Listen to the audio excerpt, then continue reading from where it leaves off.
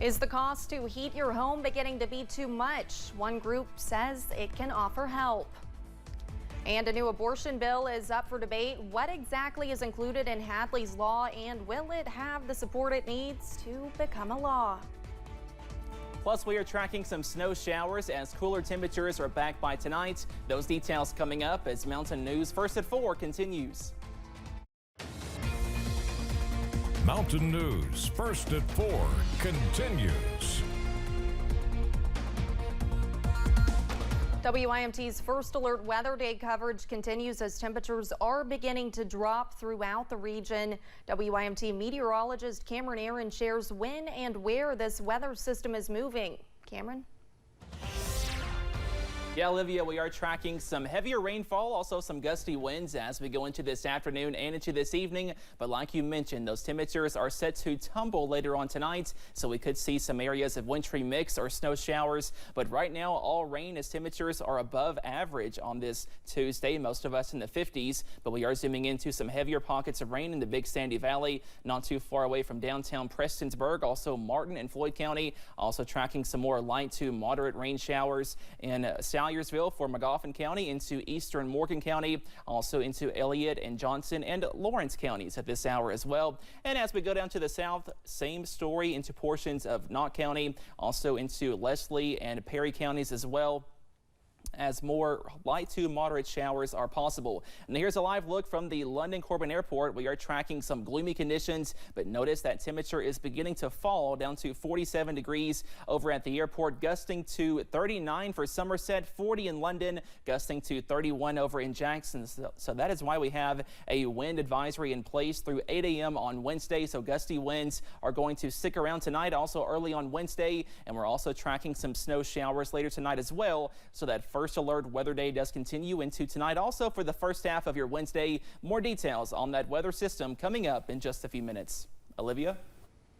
Cameron, thank you. And colder temperatures can make heating your home difficult, and post-holiday wallets may be feeling bare. When you look at your bill and realize it's a couple $100 more than you're used to, Karen Atkins with Kentucky River Foothills says don't panic, because LIHEAP, the Low Income Energy Assistance Program, may be able to help.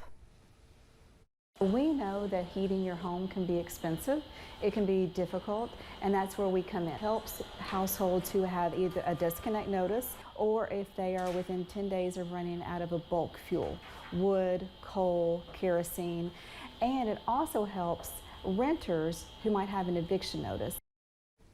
You can apply for LIHEAP subsidy in the fall, but due to the chillier temperatures and higher demand currently, Tuesday is the first day to apply for LIHEAP crisis.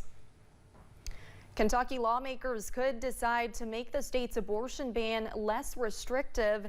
Hadleys Law has been filed in the legislature. It's sponsored by Senator David Yates and is named for Hadley Duval, who says she was sexually abused and was pregnant when she was 12 years old.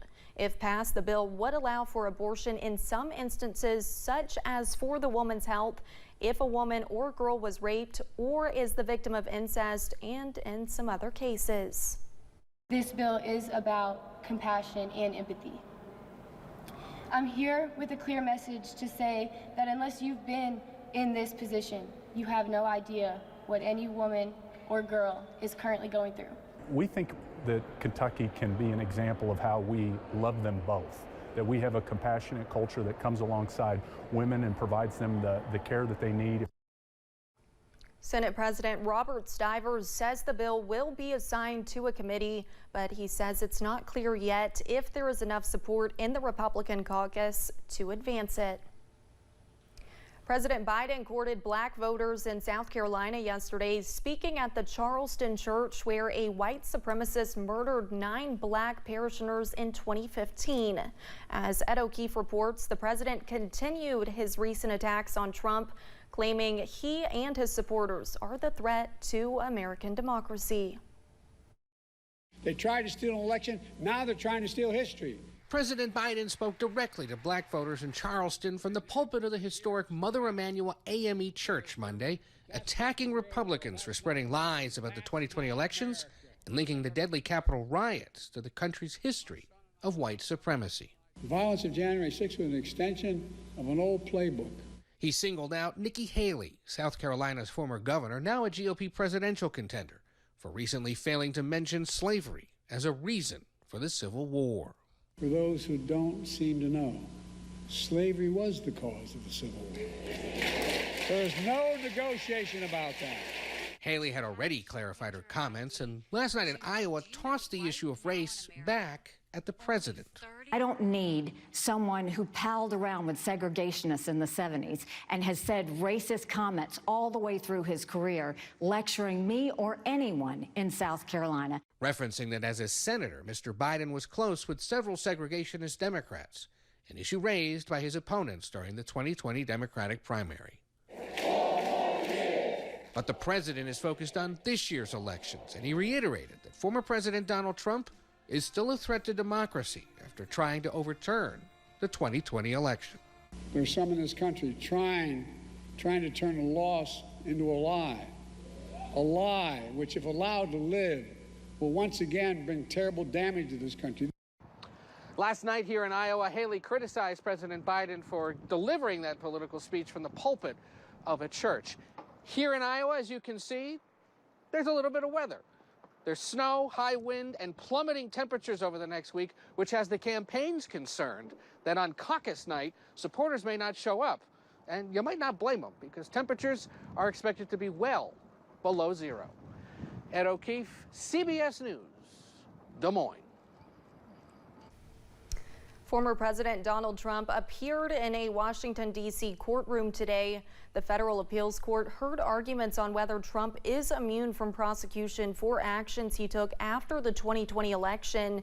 His attorneys say Trump holds immunity because the Senate did not convict him on impeachment while in office.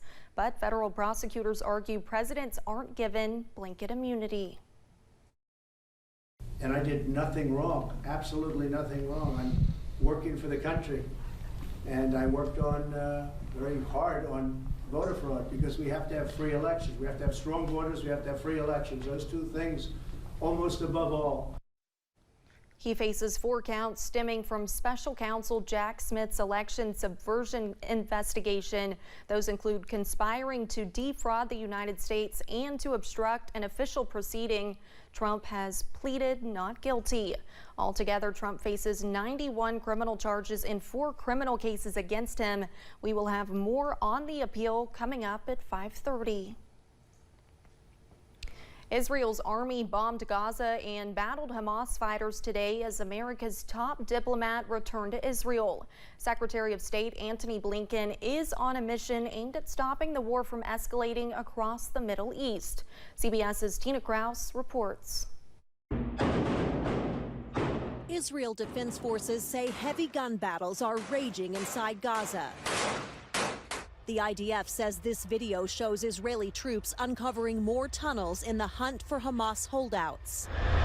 As the Israeli defense spokesman warned, fighting will continue through 2024. Nice to see you. U.S. Secretary of State Antony Blinken faced tough talks with Israeli leaders about what comes next.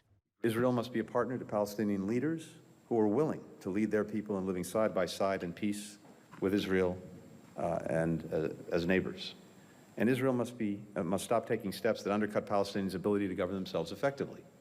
Blinken is on a mission of diplomacy aimed at stopping the war in Gaza from spreading. Israel has traded cross-border fire with Iranian-backed Hezbollah militants in Lebanon for 3 months, stoking fear the war against Hamas could spill over into a wider conflict. We want this war to end as soon as possible. Escalation is in no one's interest. No one's seeking it. No one wants to see other fronts opened in this conflict. Blinken also met with Arab leaders in the region on his 4th Middle East trip since Hamas's October 7th attack that triggered the war. A war that shows no signs of stopping as the Palestinian civilian death toll climbs, with humanitarian aid only trickling into the territory. Tina Kraus, CBS News, London.